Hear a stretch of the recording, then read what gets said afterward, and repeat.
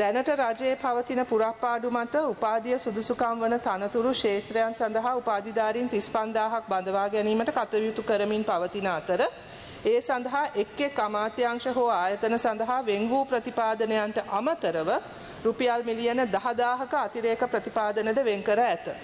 මේ බඳවා ගැනීම අතරින් වැඩි පිරිසක් ගුරු වෘත්තිය සඳහා බඳවා ගැනීමට නියමිත අතර දැනට ශ්‍රේෂ්ඨාධිකරණයේ පවතින නඩුව අවසන් වූ පසු එහි තීරණය ප්‍රකාරව ඒ සඳහා ඉදිරි කටයුතු සිදු කරන අතර ඉතිරි අනෙකුත් තනතුරු සඳහා ඒ තනතුරු සඳහා වූ බඳවා ගැනීම පටිපාටිය ප්‍රකාරව කුසලතා පදනම් මත හෝ විවෘත තරග විභාග මත බඳවා ගැනීමේදී කටයුතු කෙරෙනු ඇත. විශේෂයෙන් අධ්‍යාපන ශාස්ත්‍රයේ ගුරු වෘත්තියට මේ අය බඳවා ගැනීමට බාධාවක් වෙලා තියෙන්නේ ශ්‍රේෂ්ඨාධිකරණයේ තියෙන නඩුවක්.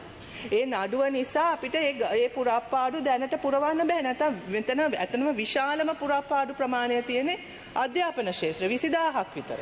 20000ක් 25000ක්ම තියෙනවා. ඉතින් එතකොට ඒ නඩුවේ එන තීරණය අනුව තමයි අපිට ඒක බඳවා ගැනීම කරන්න පුළුවන් වෙලා තියෙන්නේ. කැබිනට් එකේ අපි ගත්තු මේ පුරප්පාඩු පිරවීම පිළිබඳ ගත්තු තීරණය අපි මේ වෙනකොට නීතිපති හරහා උසාවියට දැනුම් දීලා තියෙනවා.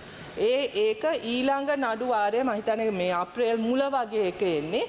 ඒ නඩුවේදී ඒ නීතිපති ඒක ඉදිරිපත් කරාම ශ්‍රේෂ්ඨාධිකරණයෙන් එන තීන්දුව අනුව අපිව නිදහස් වුණොත් මේ පුරප්පාඩු පුරවන්න අපි වහාම ඒ සඳහා ක්‍රියාත්මක වෙනවා. ඒකට ඒක ක්‍රියාත්මක වෙන්නේ හරි ක්‍රමවේදයක් යටතේ.